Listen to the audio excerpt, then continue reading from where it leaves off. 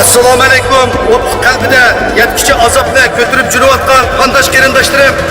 Bugun 7-ayning 5-kuni Norvegiyaning poytaxti Osloda bütün yoshlar, bütün o'tchirak yoshlar yig'ilib bugun 7-ayning 5-kunidagi Xitoy Kommunistlarining Uyg'urlarga qarata ilib borgan erkiy qirg'inchiligini narazılık bildiriş yüzünden bayraklarımızda, kollarımızda, ayırımızda kök asmanlar rengindeki bayraklarımızda lefildi bütün kız oğullar, o çürek yaşlar ballarını, kızlarımız, ayallarımız kollarını, ballarını narsini, persentlerini arılarını iteklep çıkan bitti.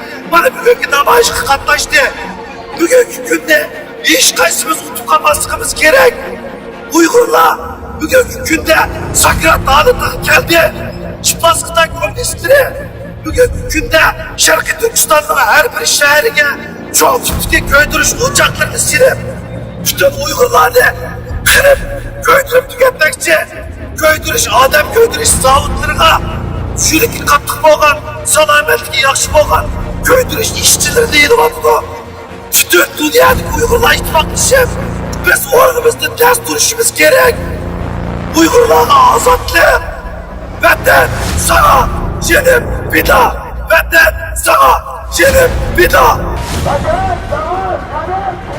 Vatan sana yenim bir daha. Vatan sana yenim bir daha.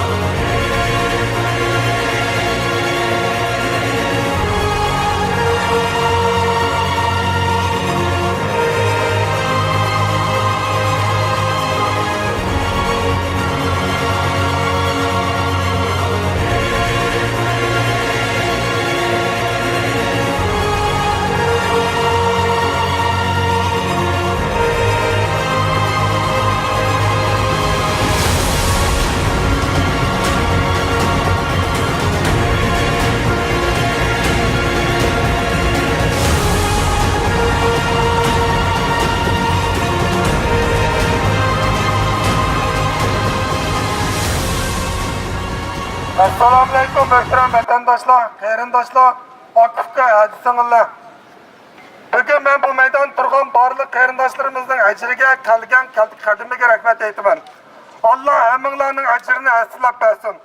Vatan milletning uchun menilgan qadamlardan gullar açılsın. Cenab-ı Allah şu qadamlaringlarga berkatlar bersin.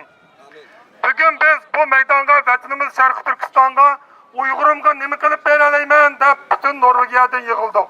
Hozir Sharq Turkistonda qirg'inchilik, xo'rlik, dafsandichilik avjiga chiqdi. Uyg'urlar vatanimiz besilingan shu kundan buyon hech bir tinchlikka erishib boqmagan, dafsandichilik to'xtab boqmagan bo'lsa-mu, bu qadar ochiq oshkora va vahshiylik bilan yıldızımızdan qurtulush girdoviga berib qolmagan edik.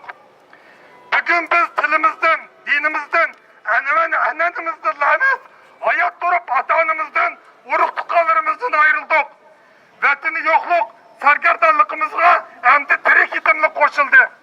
Yani insaniyatning taraqqiyoti eng yuqori ballikka chiqqan bugungi kunda biz Uyg'urlar aslimizdan ayrıldigan yoki tirilib bunga qarshi turadigan bir to'qnashib keldik. Hozir vatan millat qon yig'layapti. Bizga mushundaq chog'da xotirjam yashash harom. Kuchi borlar kuch, aqli borlar aql, puli borlar pul chiqarib birlashaydi, uyushaydi. Xitoyning 4 yillik qoldi. Ular o'zlarining eng og'ir kuchini ishlatib hozirlashyapti. Bu so'z uzun bo'lmaydi. Biz uzun qolmay, ulug' vatanimiz Sharq Turkistonni qaytarib, uni o'zimizning jannatiga, Xitoylarningki mozoriga aylantiramiz. Ulug' Cenab-ı Allah bu darda Uyg'urlarni hur qilsin, Sharq Turkistonimizni pok qilsin. Uyg'urlar hurlik! Uyg'urlar hurlik!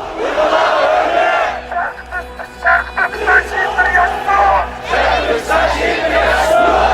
Sharq Turkiston şehitleri yaşasın!